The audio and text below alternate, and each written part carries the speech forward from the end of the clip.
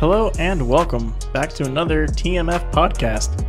The hosts who will be lighting a fire under your ass this week will be Josue, an aspiring Marine Corps officer who is currently finishing up ROTC and his bachelor's degree in the criminal justice program, and myself, Justin, an aspiring motivational leader and life coach, currently finishing up a couple more years of life experience, so people will naturally take me more seriously.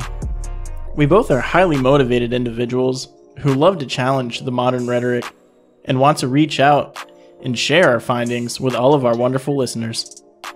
In this week's episode, we are going to continue part 2 of our toxic masculinity series, and we will be going in depth on the roles that positive male body image and the importance of loving yourself have on this problem. We're also going to include an additional segment where we interview our very own Yrelle on her recently acquired physical trainer certification.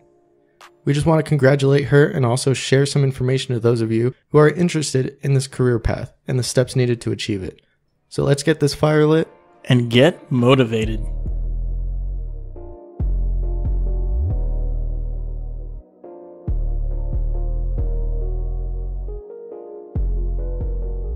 Alright everyone, just to touch base on those of you who have yet to check out last week's episode, we covered a few points of toxic masculinity. So feel free to catch up on the importance of confiding in peers, the talk on emotional suppression and expression, and we also touch a little bit on cancel culture. For this week's take on toxic masculinity, we're going deep into our mental perception of body image, how the negative effects of it have a big impact on your life, and how solving this issue can be a little more challenging than it seems. When talking about body image, you should never shame someone for their weight. Whether that be too much or too little, being comfortable in your own skin is a beautiful thing. And really, that's kind of the end to our disclaimer, because the reality of it is that the condition of your health will never lie to you. Most of the conversation today will be focused on your perception of your own body image, rather than the physical aspects of it. We want to help search for that confidence needed to be comfortable in your own body. But in order to find that comfort, we want to find where the negative perceptions tend to originate from. So since we are covering the roots of the problem with this topic of having toxic traits towards yourselves or others, one giant factor that goes into play during this day and age is social media. Now you might say that you barely use it or it doesn't mean anything to you. But in reality, it's estimated by psychologists that 5 to 10% of Americans meet the criteria to be listed as someone with a social media addiction. This comes from a link down below in the description that will take you to the website for the Addiction Center. Now, on one hand, this might be you, and on another it might not. But we feel it's still beneficial for all of you to understand the ongoing problem in our society, because it could drastically hurt those around you. And if you're wondering how bad this could be, well, it's pretty much the same side effects you would get with any substance abuse disorders. But just to clarify, the difference is that this is a behavioral addiction and not a substance addiction. So you still get the things like you get mood swings, get salience, which is the behavioral, cognitive, and emotional preoccupation with social media. You get a tolerance rise, which causes you to give more and more time to these sites and less with personal interactions. And you get withdrawal symptoms and possible relapse when you take time away from social media. Real quick, on these symptoms here, I'm familiar with all of them, except for salience.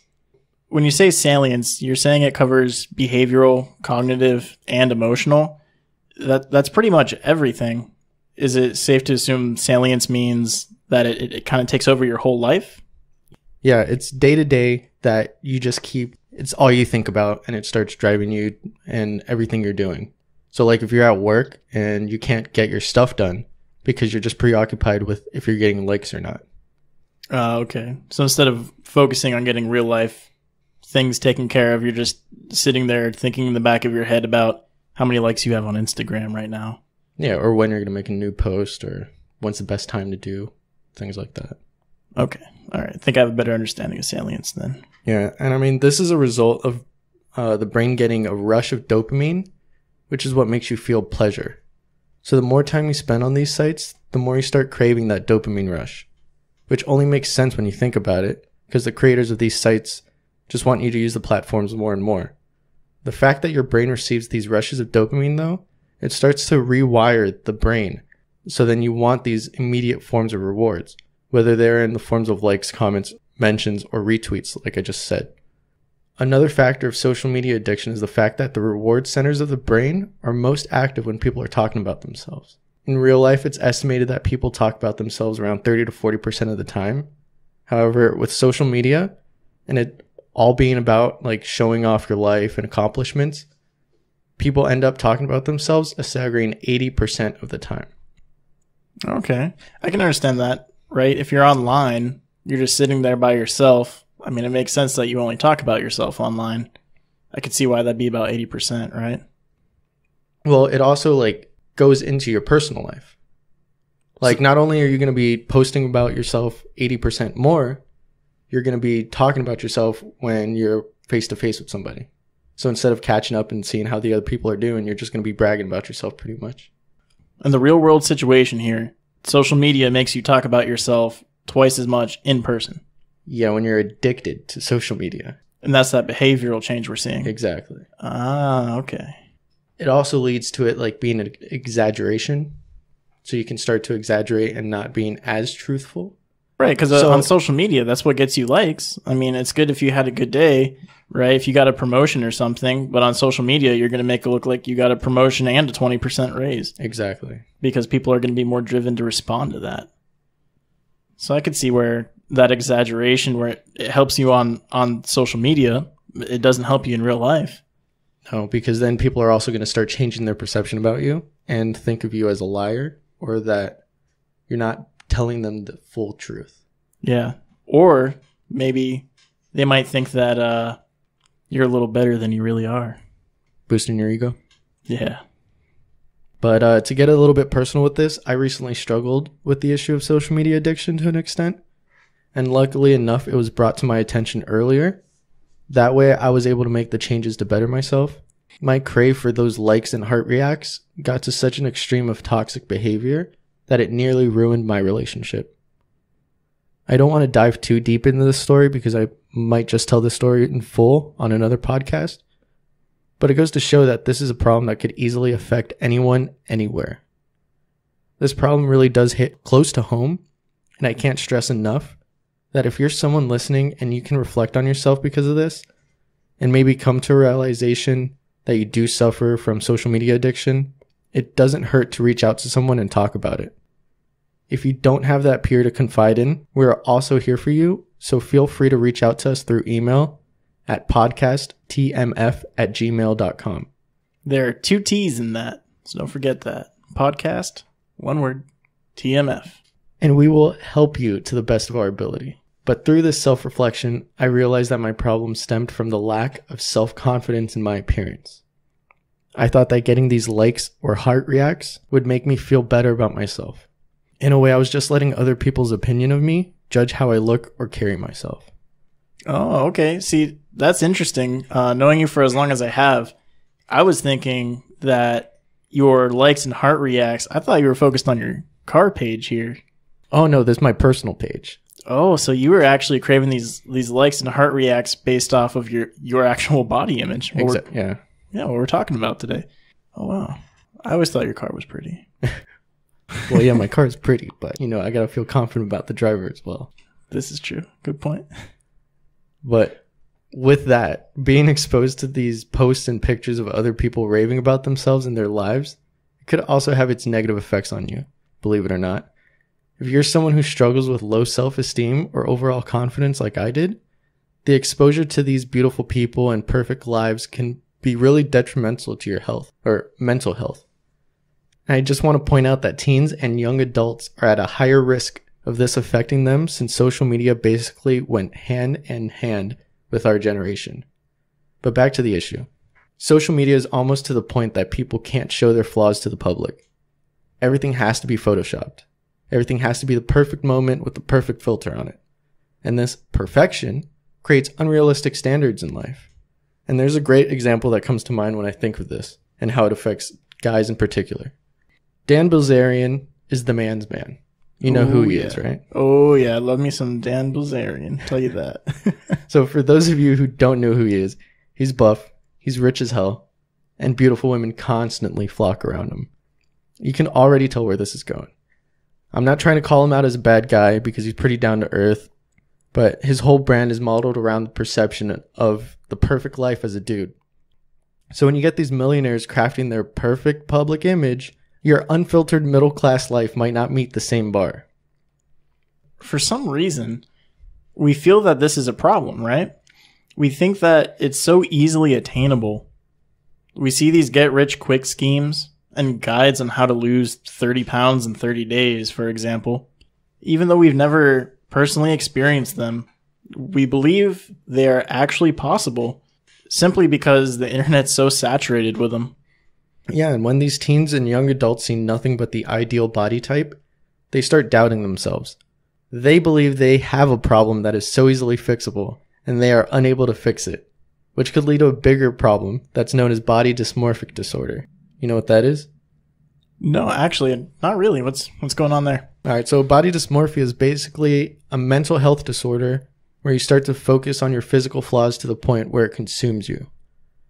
Mind you, we all have flaws, and that's okay. There are things that I do not like about myself, and there are things that I know Justin doesn't like about himself. But I've learned to accept my flaws for what they are instead of fixating on them like I have in the past. You're saying, so BDD is pretty severe, right? Like this isn't some entry-level mental problem, right? Yeah, this isn't like, oh, my hair doesn't look good today. This is like, it's a constant thing that you're worried about and starts affecting you mentally throughout your day. Okay. Or life, I should say. Right, your whole life. Okay. Yeah. So when someone truly suffers from BDD, in some cases it's a minor flaw that they notice, and in other cases it starts to become an imaginary flaw that tends to drive them crazy on trying to fix or cover up. And the truth of the matter is that those who suffer from this could end up falling into depression. The constant overthinking about their flaws lead to uncontrollable negative thoughts about themselves. And they don't believe other people who tell them the flaws don't exist. What you're saying here with the imaginary flaws is somebody could say that they don't have, like, they could say that they have ugly teeth, right? But in reality, their teeth are perfectly fine, white, straight. Like that's body dysmorphia? Exactly. Like I'll just tell you, oh, my teeth are crooked, but I'm here with a perfect smile. Okay. So it's not even a real issue they have. Yeah, they just start feeling, oh, my tooth's feeling funny or something, and then they start exaggerating that until it gets to the point that they're trying to get surgery or something and they don't need it. Okay. Like it could actually affect your choices on what to change on your body. Okay. So this problem can escalate to severe emotional distress in some people. And in some of the research we did, we found that BDD most often develops in adolescents and teens, that it affects men and women almost equally. In the United States, BDD occurs in about 2.5% in males and in 2.2% of females. BDD often begins to occur in adolescents 12 to 13 years of age. Where'd you get that from? I got this from American Psychiatric Association. And when was that study done? 2013. Nice. It's almost like we did research on that. Might want to look at those show notes, right? Yep. Show notes down below. So to come off of something so severe, though, it's no surprise that this need to uphold this perfect body, this type of superiority, especially with things like social media breathing down our neck, that most people do not appreciate their bodies. We have too much to compare it to nowadays. It's obviously become a pretty prevalent issue. We like to think that negative body image is a female-dominated zone, but it is actually a pretty close race. 57% of women surveyed through psychologytoday.com have a negative body image, and 48% of men do. These percentages go up and down depending on age group, but stay pretty close to this number from ages 13 to 39. After 39, both genders seem to not give a shit anymore. Go figure, right? Or we can take that a step further, dig a little deeper. Maybe it's just that people over the age of 39 didn't grow up under this psychological influence of social media and the internet and haven't really delved into using it as often as younger people do. Yeah, because now it's like you're born with an iPhone in your hand, and immediately you just jump onto what everybody's doing, and that tends to be social media. Right. So for these older people, they don't have that behavioral change to essentially hate themselves for the need of marketing. But the fun part of the research, this is where it really starts to show now. The reason negative body image is so closely related to females is that it sells. Women are 4 times more likely to get plastic surgery or other types of cosmetic surgeries performed before they even consider seeing a therapist for something, such as BDD. It's like taking candy from a baby. Oh, you have this body image issue? Let's fix that. Do you know anyone else feeling kind of ugly? It's really a shame. Yeah, so it's like that example with the teeth. They don't need to get their teeth fixed, but the doctor's not going to question that. You want it fixed? All right, we'll do whatever you need. Yeah, you give him $5,000 and he'll get in there and change something around, right? Exactly, and it makes you feel better. Yeah, not only that, sometimes it might not even make you feel better, right? Because if the doctor agrees to go along with it, they do some type of surgery to your already essentially perfect teeth. You kind of solidify that thought in your head that there was an issue to begin with. You were right. Yeah, and then that leads to you thinking about other things that you might need to change. Yeah, it's almost it's a downward spiral there to take money out of your pocket. Yeah, exactly. To change what God gave you. The other side of it, though, this is where my respect goes to women on this issue, is that the bullying and overall negative experience towards a woman's body is much more severe than it is in men. Men kind of suffer in silence here. We don't get bullied unless we are actually overweight. So we kind of give ourselves more leeway on this, but this is where the toxic masculinity comes from. That silent suffering. And like we talked about last week, confide in a friend. Exactly. Being a man suffering from negative body image is much easier for you to climb out of than it is for females.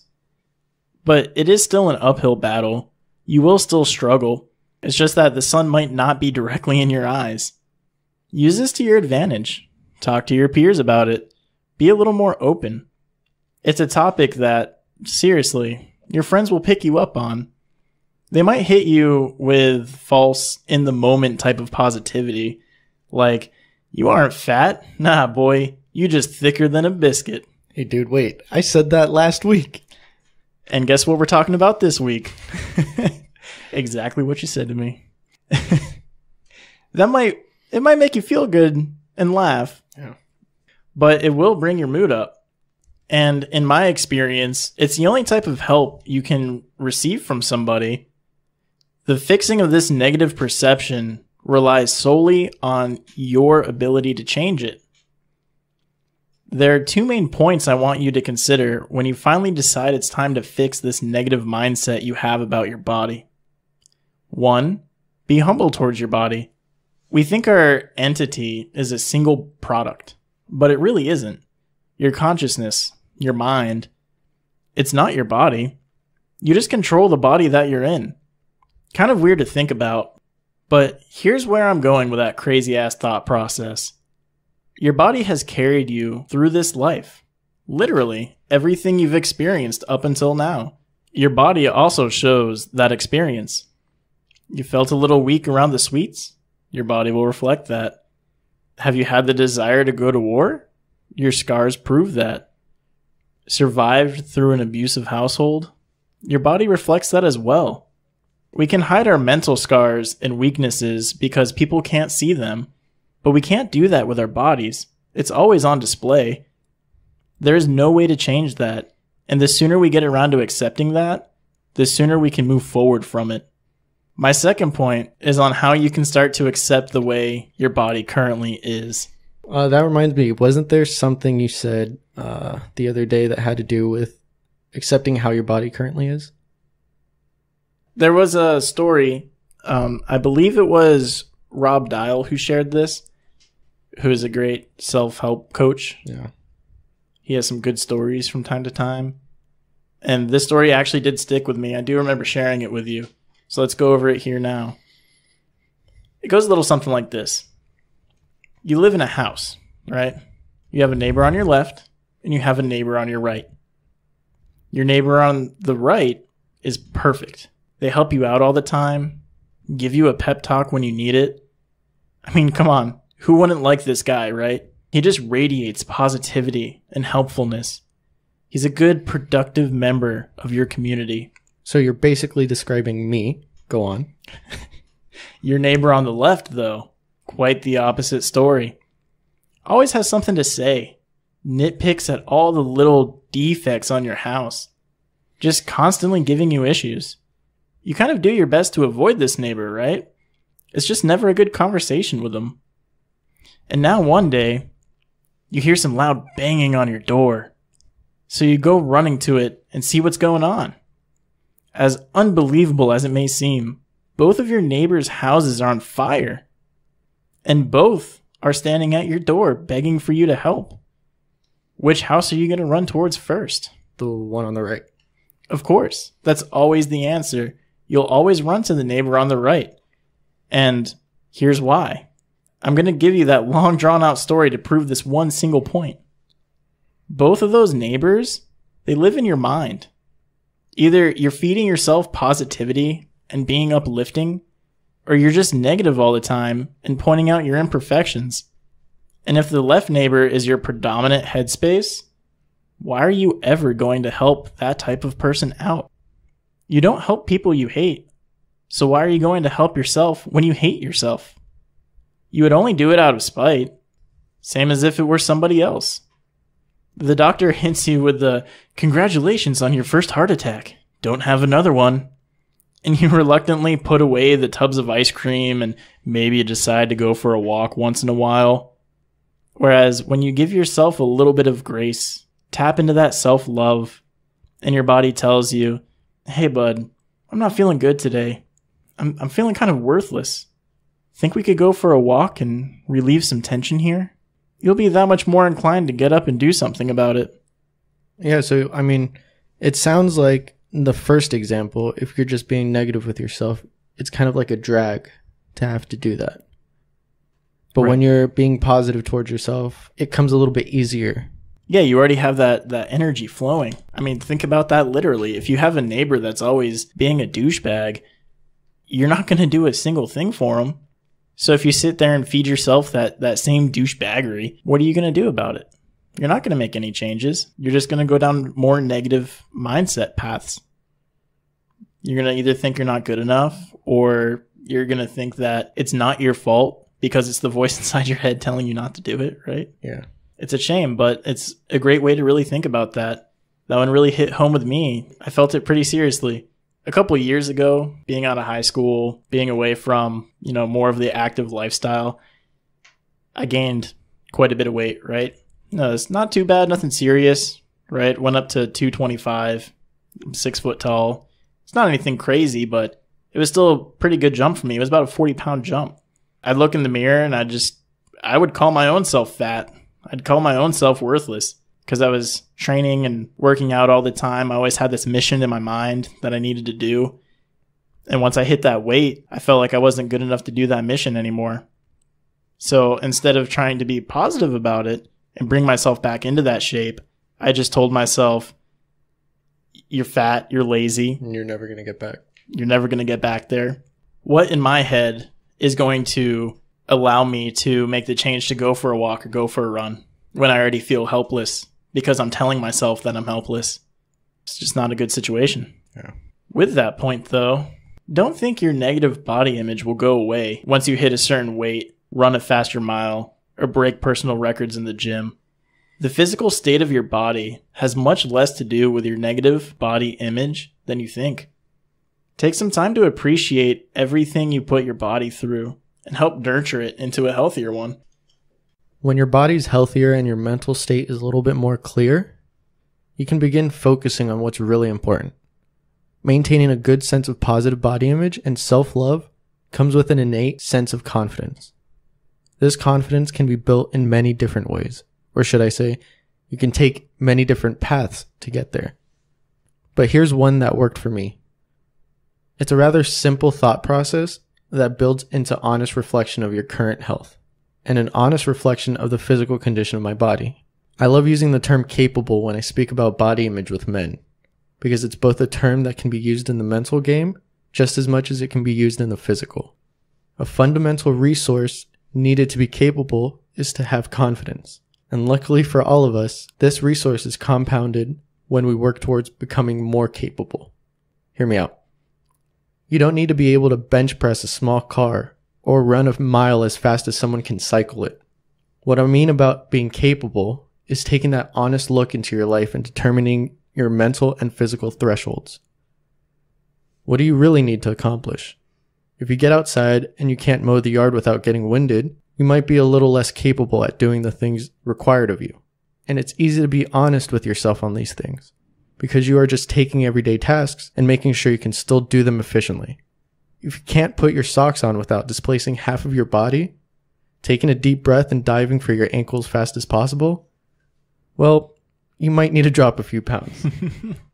There's nothing to be ashamed of here, because feeling bad for yourself won't boost your endurance or slim up your physique. Only the real work you put into improving upon that can. There's a reason I prefer using the terms capable and healthy over other terms such as physically fit or strong, because proper exercise and dieting are steps to the result you're looking for. The exercising itself isn't the result. If you focus on your health and being capable to perform any task that gets realistically thrown your way, you'll find yourself happier and more capable in who you are. This confidence leads to you finding a little more tolerance and patience with yourself. It leads to finding the self-love you deserve to have. Speaking about the positive body image and the self-love, I'm going to take a little turn here. People might feel a little uncomfortable, but we're going to talk about loving yourself. Quite literally. Quite literally. We're talking about porn and masturbation. It's always been a gray area for research, and it's never a topic that really gets talked about too much, because people just kind of seem to feel straight up violated or personally attacked when you talk about this. But I feel like it must be brought up when we talk about body image. The same way social media creates this unrealistic standard of beauty, porn also creates a ton of more unrealistic standards in your head. Not only on beauty, if you want to call it that, but expectations from your partner and from yourself. We do like doing our research here and backing up our opinions with some form of strong, solid data. Although you can see the two cited works in the show notes that are related to this, I unfortunately have to break a rule a little bit here. Porn apparently is also, like I said, a gray area in research because there are too many contributing factors to ultimately tie something back to porn. Whether it's positive or negative, might I add. Also, age plays a huge role in its perception as well, which also alters data from research. This makes the scientific studies stay as just studies. They can never say they've truly proven something because of this. So I promise you, I have done my research here, but I do have to give you that disclaimer. None of this can technically be considered facts. It's just my opinion that some doctors and scientists seem to agree with. Okay, and what do you mean by doctors and scientists agree with these opinions if you're saying that it's not fact? Because these research studies, they are actually still done by psychologists, doctors, scientists, but because they can never say anything for a fact related to behavioral studies on it, they can't publish it as such because of how many variables go into it. You can be very biased when it comes to the research. Any way you feel about this topic, you can make the data reflect that. Okay. So the two links that are in the show notes, it's basically both sides of the argument, is what you're saying. You have some doctors and scientists that are agreeing with you, and then some that are saying no. No, the ones that I have in the show notes are doctors who directly agree with my opinion, because I'm going to try solidifying what I'm trying to teach here a little bit. When you research it for yourself, you can see the opposite answer out there. I just kind of went with the one that makes sense to me. I do see some truth here, and I hope I'm able to prove that to people. Yeah, of course. Okay. Speaking in terms of porn, it's, like I just mentioned, pretty much the same side effects come from it as from social media. so we don't need to spend too much time on this, as we've already covered those effects. We get these false expectations and standards in yet another aspect of our life, which is obviously a no-go for your mental health. You already have it in your public life from what is expected of you on social media, but now you're applying these same concepts to your private life as well. How much of your life are you willing to sacrifice believing you need to be held to these unrealistic standards? It's not healthy for your brain, and you'll be constantly shaming your body because of it. Masturbation is the real contender here when it comes to self-love and having a positive outlook on your body. We can see a rise in men trying to take their masculinity back through the whole no-fap challenge, which has been just increasing in popularity since its fruition. It's actually a trademark term in a full-on company, believe it or not. Yeah, I had no idea. I thought that was just like a trend challenge that was going around. It was. It actually originated back in 2011. It was based off of a study that was done in 2003 on hormone levels related to masturbation. Its key point drives from your testosterone levels, which are boosted by more than half with 7 days of abstinence. This isn't a slight increase, and it doesn't really increase beyond this point either. It's just almost like a phenomenon where literally on the 7th day, your testosterone will spike and stay at this new level until your next release. That's pretty crazy. So it's not like an incline that it's just raising every day? No, not at all. It literally goes from your base rate, and on the 6th day, you'll see little ripples in that, where you get maybe a 10% increase or so, and then just like magic, on the 7th day, just shoots up. It shoots up. The average reported number is 57% above your basal rate. Yeah. And that 57% increase now becomes your new base. That's your new normal, as people would say about our times. Yeah. That's your new normal. 7 days of abstinence, and you get this new baseline of testosterone, and it makes you that much more of a man, right? That's pretty cool. I didn't know that. Yeah, that's what this whole no-fap challenge is based off of. And there is some science behind that, not only on the testosterone level. This testosterone boost can be amazing for a lot of young guys out there struggling from body image. Gaining that spike in testosterone has all kinds of amazing results. Based on some studies, I'll give you guys the key benefits here. Tell me if this sounds familiar to you. Increased mental clarity. Increased natural energy. Less headaches. I like that one. Less backaches. I like that one too. Maybe you should stop masturbating. Better sleep. Higher performance in the gym. As well as increased endurance. In all specs. In all aspects, yeah. You hear about all these miracle drugs and tactics that people try to sell you on for these kinds of results, when literally you just have to refrain from busting a nut for 7 days. See how it goes for you, because that's a product that's free of charge. You can start to see where it might be a little easier to love yourself when you have all this positivity flowing back into your life. To me, it seems like you almost become rejuvenated. My last little point that I want to cover talks about both porn and masturbation together. This is the concept of dopamine release, which I know you've already talked about a little bit. Yeah. We see the same things here when it comes to this topic. Dopamine is the happy chemical that your brain produces. It's a signal to the rest of your brain and the rest of your body that you've done a good job at something. It's the reward chemical. It's in our human nature to reproduce, right? Yeah. It's pretty obvious. It's part of the reason we've survived. You can imagine the reward your body gives you for trying to reproduce. The dopamine release from orgasm is on par with taking heroin. That's the single most addictive drug we have today. This next part might not sound too nice. Just remember, I'm here to help you guys as much as I'm here to help myself and Josue. If all you do is sit around and you do nothing for your life, or worse, you even hate what you do from day to day, you just wait to get home and rub one out and move on to the next day, you'll get a sense of accomplishment from that. That's the problem. You'll feel like you're out here doing great things, when in reality, you're giving yourself an undeserved reward or unearned. Pick whichever word applies better to you. So you don't give yourself any real rewards. There's no satisfaction in most of your day or from what you produce. It all just comes down to a good time at the end of the day. You're unintentionally lying to yourself because you're cheating your own reward system. This is why you can get confused and why you hate your body so much.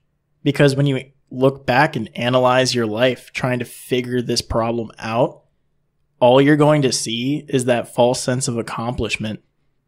So is that like on par with people that say like they get a sense of guilt? Like when they masturbate or like after sex sometimes people start feeling guilty, like that overbearing weight. Actually, that kind of has the opposite effect. All doctors agree on this point here with guilt. If you feel guilty about masturbation or watching porn or having sex, it's the first sign of addiction for those things. Oh, wow. So that's something you could look out for when you're trying to think if you have this issue or not. Yeah, look for that signs of guilt. If you have that guilt, then maybe you should make some changes in your life. Yeah. You might not need to see a doctor. You might just need to turn the internet off at night. Yeah, wait a week. Yeah. Feel that boost of testosterone. Let that guilt go away. Nice. Confidence is also known to create attractiveness as well. So if you're out here and you're spending too much time with your hand, here's how you could get the real thing, right? For those of you who are actually concerned with that, like I've mentioned before, your body coexists with your brain. So when you have this confidence about yourself and you accept yourself for who you are, your body language will change too. People's perceptions of you do go further than the skin. And if you feel like you are this beautiful, capable human being, other people can see that too. Yeah, that makes a lot of sense. Yeah, I've heard that from a lot of people, especially women, that they don't care if a guy looks the best or anything, but if they have that confidence in how they carry themselves, that's a lot more attractive than having muscle or being toned, six pack. Yeah, that's where that dad bod comes into play. Exactly. Being comfortable, being capable. Yeah, so I mean, overall, if you have that negative body image, we're just trying to get you to analyze other aspects to this problem that you might not have considered. Reevaluate your actions when it comes to social media and masturbation, because these might very well be affecting the outlook you have on yourself. I think this is going to be it for part 2 of Toxic Masculinity. Next week, we will cover on how to unlock the confidence that is needed to be grounded in who you are and help you eliminate the toxic traits from your persona. Key factors in finding this confidence come primarily from diet and exercise. One of our own here, Yrelle, has been taking diet and exercise to the professional level. And we'll discuss that in our next segment, so let's get ready to jump into the gym.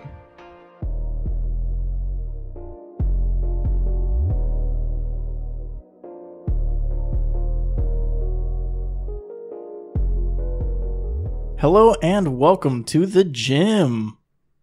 Hopefully you've gone your 3 times plus this week. But if you have not, you can still tell your friends you went just because you listened to this segment on our podcast.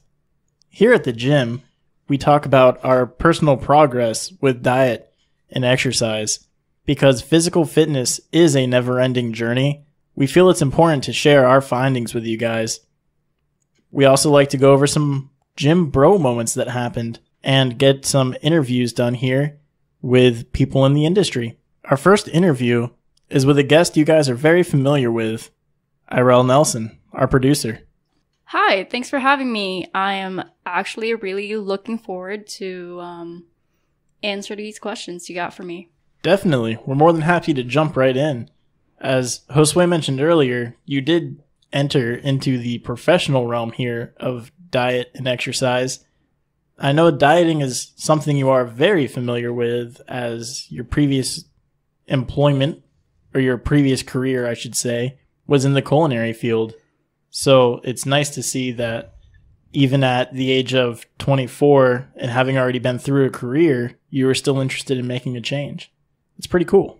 Yeah, it's kind of a a harder transition because it is a completely different career. So, yeah, what are the questions you got for me? So the first question we have here is if you feel like being certified has helped build your confidence in coaching. I would say yes and no. Yes, in a way that I know for a fact that I have the fundamental knowledge that I need to be able to coach people. But at the same time, no, because it is such an experience-based career. The more people you interact with and the more problems that you get to solve with them, the better you are as a coach. Does that make sense? Yeah, I can understand that. That confidence that you're getting, the yes is because you are getting a really solid foundation at what you're doing, right? Mm-hmm. Yeah. And then that no is because even with that foundation, you still have to come off of that. There's no one way answer to solve everybody's fitness problems, right? Exactly. And also because not everybody has the same goals. I have different goals than you do, and my body works different than you do. So it's just really interacting with people in different walks of life and figuring out how to solve that with them and reach their goals with them. And that just comes through experience and the more clients you actually take on and help. It's great to have that mindset, especially being a coach. Your goal should be to help people. So it's good to see that you're not out here just trying to go through the standard scheme of getting paid for, fit teas, something of that nature. Yeah.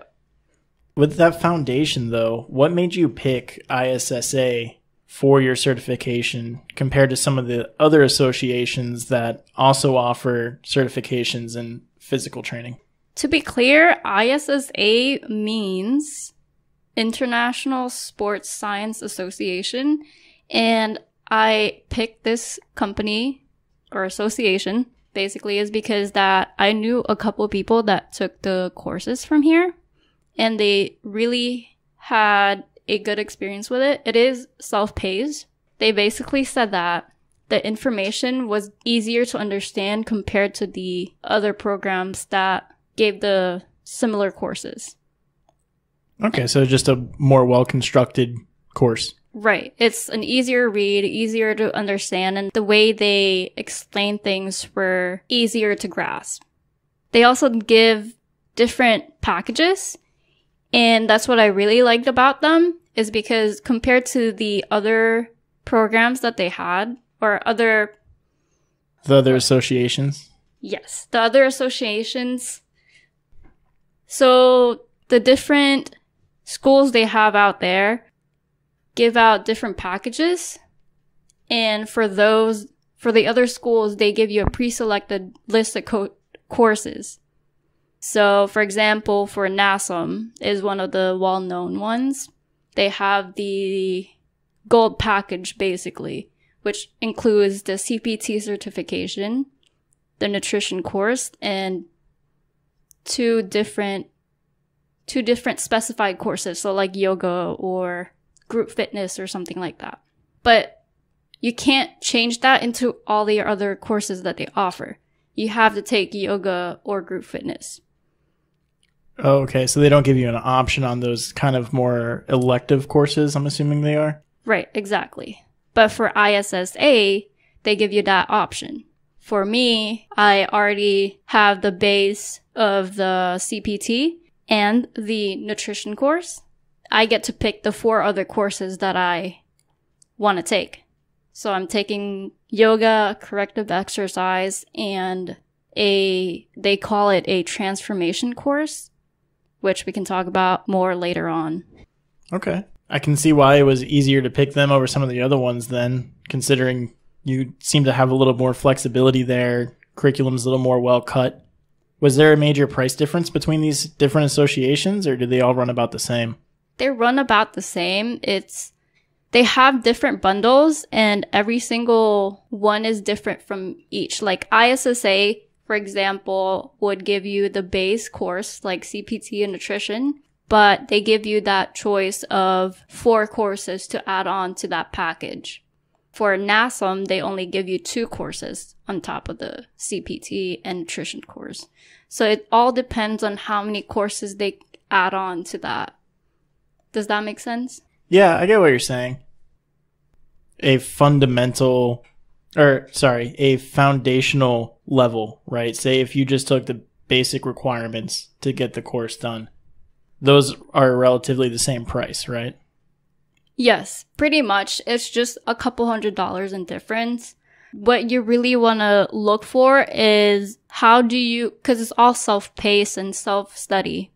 So you just got to learn or know how you take in information, because each association, they have a different course style and they have different materials that they provide to you.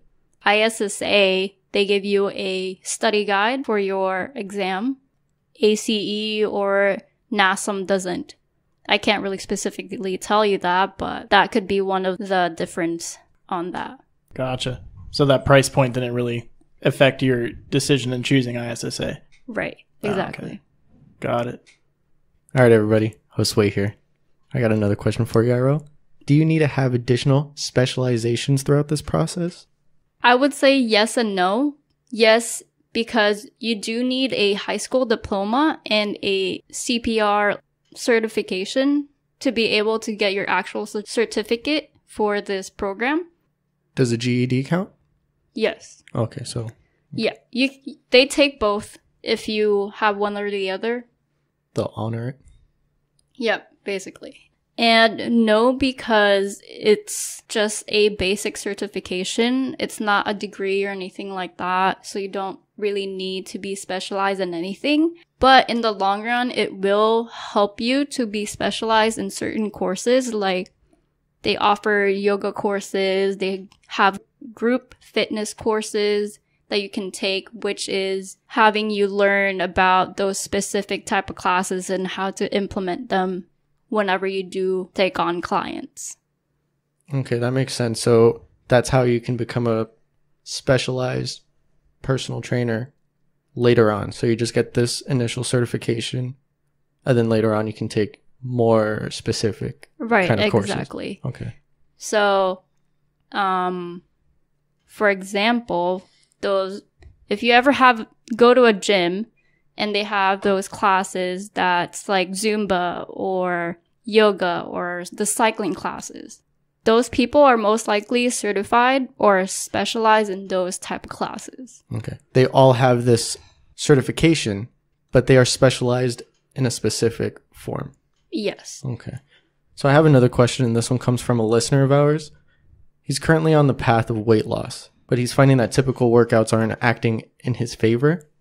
So, for example, he doesn't like doing sit-ups because he also suffers from vertigo, right?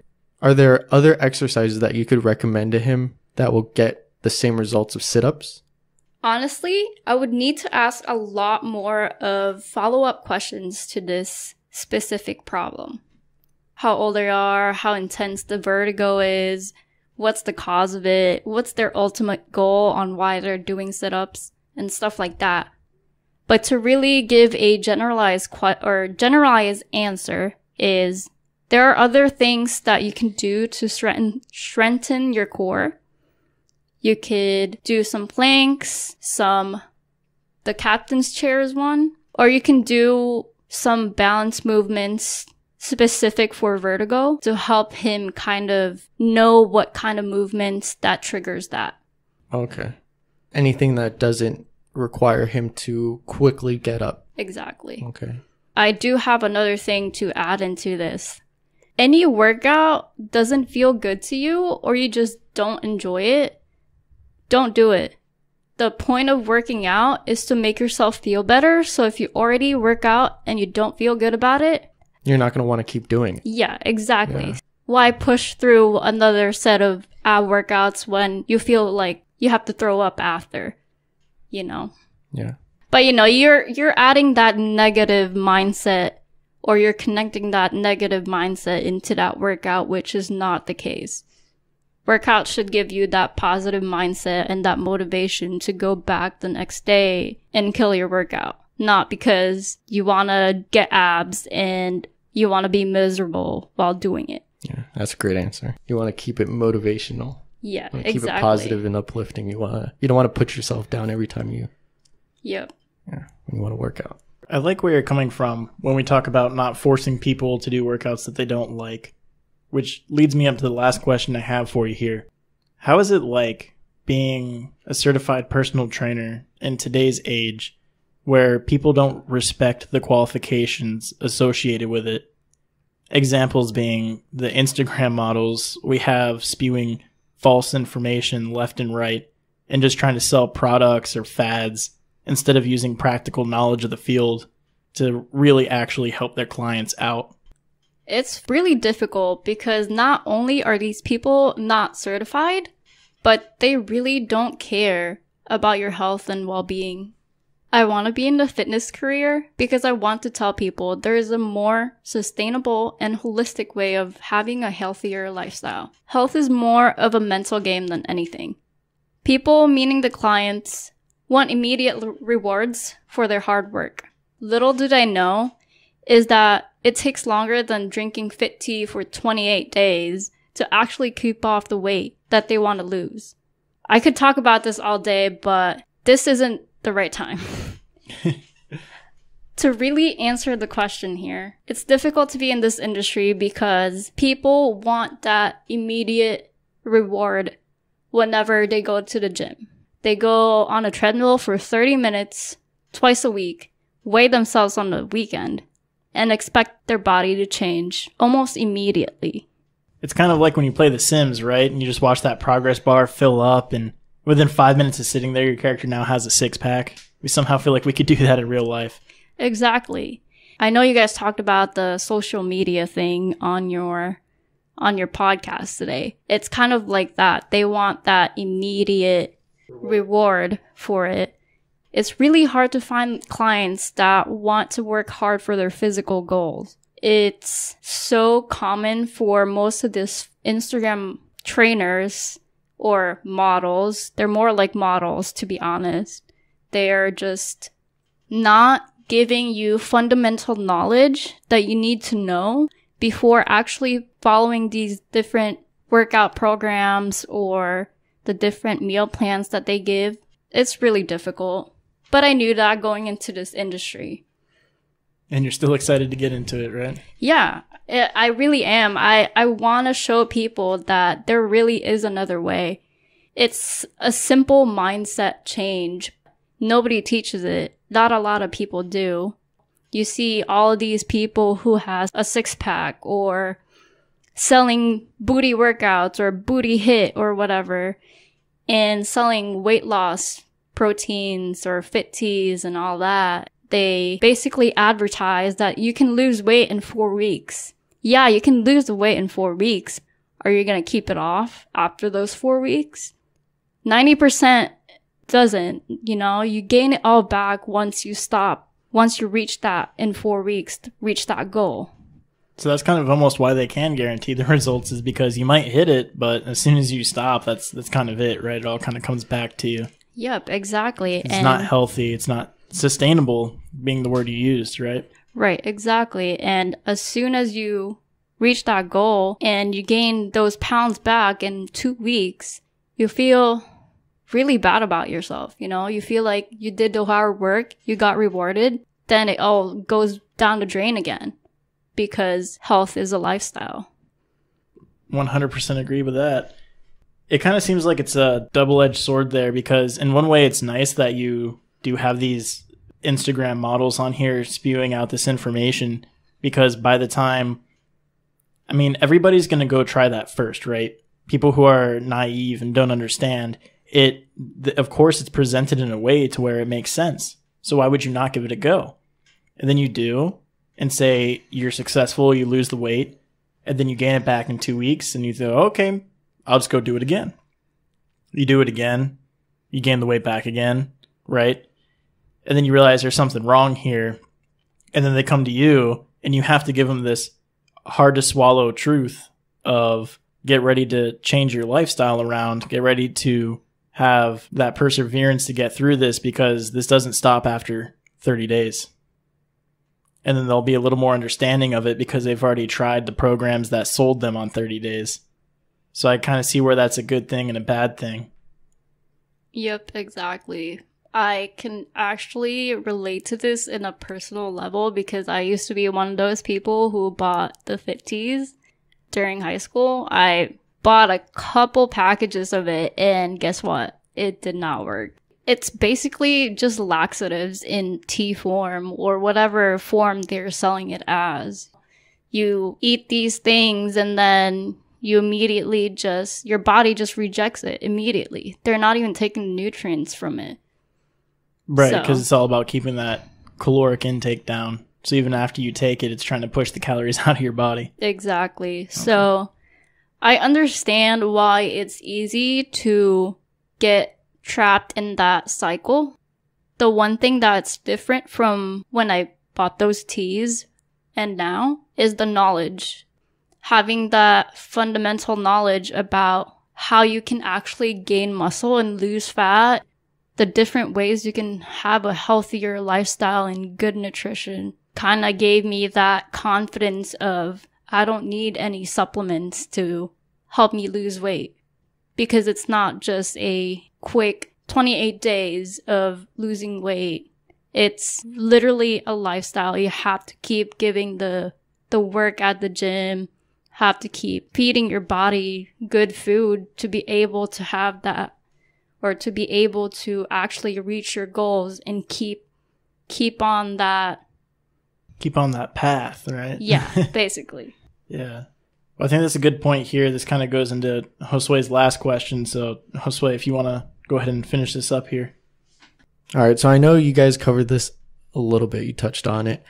But my last question is going to be, how do you feel about the clients who come to you for health benefits compared to those who come seeking vanity for social media? So like you asked earlier, this is where the specializations comes in. There are people who specialize in weight loss for competitions and all that stuff. Personally, for me, I don't think that somebody who wants to lose weight because of vanity would be my client for a long time. You know what I mean? Because of what my goals are as a coach will not coincide with what they want. Because like Justin said earlier, they want that immediate result. Exactly. Yeah. So as the coach, I want to be able to help them actually have a sustainable lifestyle. I want them to have the habits. I don't want to coach them forever. You know, I don't want to have them keep coming back to me for the same goals. You know, I want to give them basically a list of things that they can help or they can take and have for the rest of their life, basically. Does that make sense? Yes, it makes sense. You're trying to get them to make that lifestyle. Exactly. Like you said, you don't want to coach them for the rest of their life, but you just want to implement, or you want to make those points that they can implement in their life. Exactly. So instead of just losing weight for a show or losing weight to go to the beach and then get weight again, you want them to live a healthier lifestyle instead of just looking good in the moment. Yeah, exactly. Because you have these people who lose weight within 3 months and they get off the coach's plan. And then what happens? They kind of let loose because they already reached their goals. But the coach never really taught them anything. The coach just gave them a workout plan or a meal plan to follow for those 3 months. Okay, so something to give an example. Let's say somebody comes to you because they're trying to get with somebody, right? Mm-hmm. You lose the weight, right? You help them lose the weight. They're feeling good about themselves. They get in this relationship, right? As soon as that relationship fails, they just give up on that workout.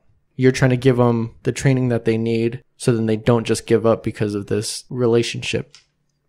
My belief as a coach is to teach people a holistic way of life, basically looking at your life as a whole and not just specific sides to it. If your mind isn't right, you won't have a good workout. You're going to think about whatever is bothering you the whole time. You know what I mean? Yeah. Like, if you're focusing on that, you're not focusing on that mind-muscle connection, then you might as well not even work out. Yeah, it's like you were saying earlier with if you have a negative feeling towards the workout, you're not going to want to keep doing the workout. Exactly. And that really affects you in the long run. Now, you did that once, and if you let yourself be okay with that, all the other times that you have a negative mindset and you work out, that's all you can think about. Yeah, you're going to associate it with that feeling. Exactly. That thought.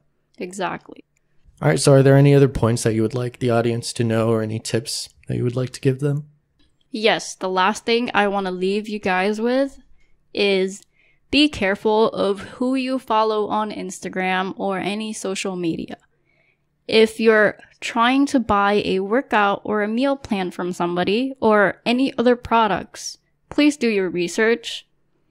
Learn the fundamental knowledge that you need to know for physical goals at the gym. That's pretty much it. All right. So with that being said, thank you for spending some time with us, answering a couple questions. Thank you for having me. All right. So that about wraps up the segment for you guys.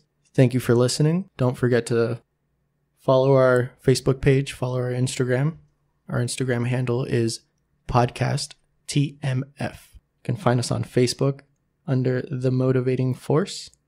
Don't forget to like, subscribe, and hit that bell on YouTube. Now go and get